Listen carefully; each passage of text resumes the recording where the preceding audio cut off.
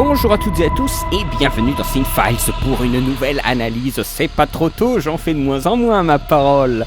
C'est une petite analyse rapide d'un contenu que je ne fais pas souvent, des publicités, de la promotion. Ici pour le jeu Skyrim, je suis pas sponsorisé par Bethesda, je tiens à vous le dire.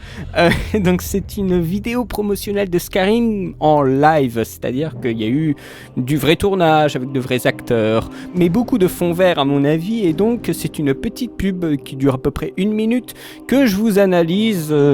Voilà, mise en scène, qu'est-ce qu'on nous montre du jeu également, qu'est-ce qui nous donne envie dans le jeu que nous retrouvons dans cette bande-annonce, mais c'est aussi une analyse qui traite un peu l'idée de continuité.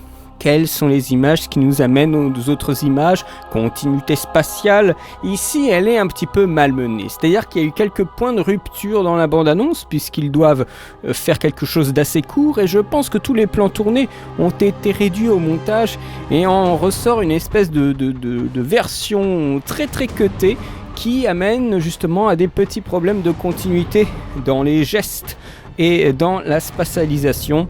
Je vous invite donc à regarder cette vidéo puisque bien sûr c'est une ancienne vidéo, c'est une vieille analyse avec quelques défauts techniques que j'ai pu remarquer à la lecture récemment, mais c'est quand même une vidéo intéressante puisque encore une fois après le Harry Potter je déglingue un petit peu ce que je vois en fait dans la vidéo et c'était malgré moi parce que au départ, on regarde la séquence, on ne s'en rend pas compte, mais si on regarde encore et encore les images, eh bien on se rend compte qu'il y a des petits défauts. Et donc je vous mets un petit peu en évidence ces petits défauts. La pub c'est court, donc il doit être assez efficace, mais du coup en termes de narration, il y a des petits problèmes. Donc c'est intéressant aussi de se focaliser sur des petits formats plutôt que des scènes qui appartiennent à un film, donc une durée beaucoup plus longue.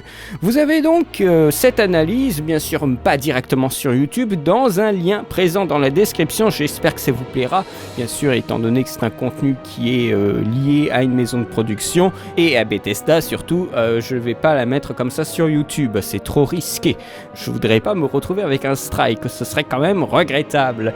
J'espère que vous pouvez le comprendre, en attendant c'est sur notre site, je le répète, le lien est présent dans la description de la vidéo.